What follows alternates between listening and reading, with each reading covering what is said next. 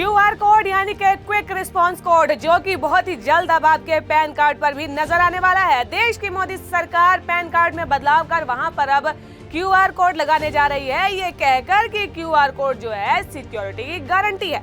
अब यहाँ पर जो है आपको अलर्ट रहने की जरूरत सबसे ज्यादा है, क्योंकि जिस क्यूआर कोड को सरकार सेफ जोन मान रही है, असल में सबसे बड़ा खतरा तो वही है।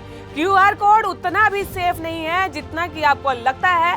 आपकी एक छोटी सी गलती और बैंक अकाउंट एक ही बार में हो जाएगा साफ, क्योंकि क्यूआर कोड तो अब आपके पैन कार्ड पर ही लगने जा रहा है। पेमेंट और ट्रांजैक्शन को लेकर आई टेक्निक्स ने काम तो बहुत ही आसान किया है, लेकिन एक ही झटके में सारी कमाई की चपत भी आपको लग सकती है, क्योंकि उसी टेक्नोलॉजी का इस्तेमाल आपके साथ स्कैम करने के लिए हो रहा है।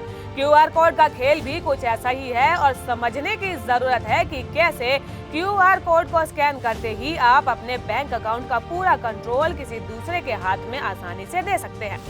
सबसे पहले ये समझ लेते हैं कि क्यूआर कोड होता क्या है। क्यूआर कोड यानी कि क्विक रिस्पांस कोड, जो कि बेहद ही तेजी से काम करता है और ये एक बॉक्स के अंदर होता है। इस बॉक्स में यूआरएल और मोबाइल नंबर को छिपाया जाता है। जैसे ही आप इसे स्कैन करेंगे तो आपके पास उस व्यक्ति की डिटेल आ जाती है जिसे कि आप पेमेंट करना चाहते हैं। आज ज्यादातर कंपनियां इस तरह से कोड का इस्तेमाल करती हैं, सिर्फ पेमेंट के लिए ही नहीं बल्कि किसी प्रोडक्ट के पैकेट या बॉक्स पर भी क्यूआर कोड देखने को मिल जाता है, जो कि आज के समय में एक जरूरी बन गया है। सवाल यह है कि क्या पूरी तरीके से सुरक्षित है क्यूआर कोड।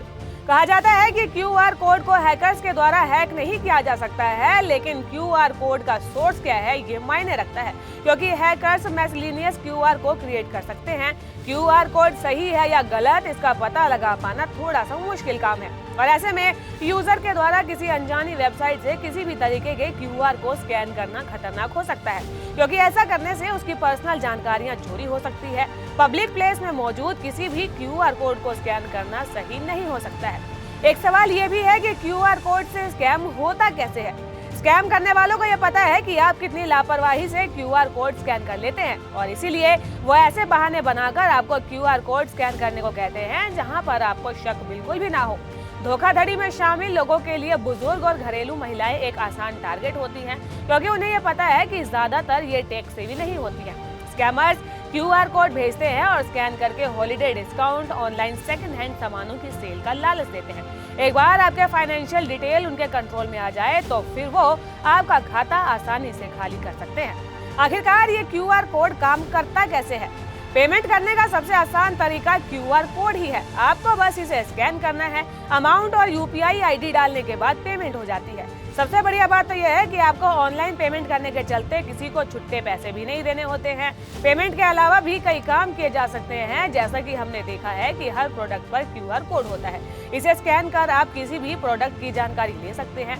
बिजनेस में भी क्यूआर कोड होता है और इसका इस्तेमाल बिजनेस कार्ड के तौर पर किया जाता है, और आप भी इसे आसानी से बनवा सकते हैं। क्यूआर कोड को लेकर एफबीआई पहले ही दे चुका है वार्निंग। आपने देखा होगा कि दुकानों पर कई सारे क्यूआर कोड चिपके होते हैं।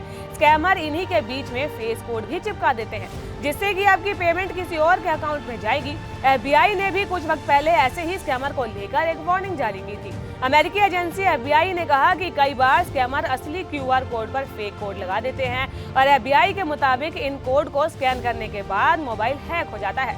मोबाइल का डाटा हैकर्स के पास जा सकता है और मोबाइल के जरिए लोगों से जासूसी भी हो सकती है। इस तरह से मोबाइल में हैकर्स मैलवेयर भी डाउनलोड कर सकते हैं।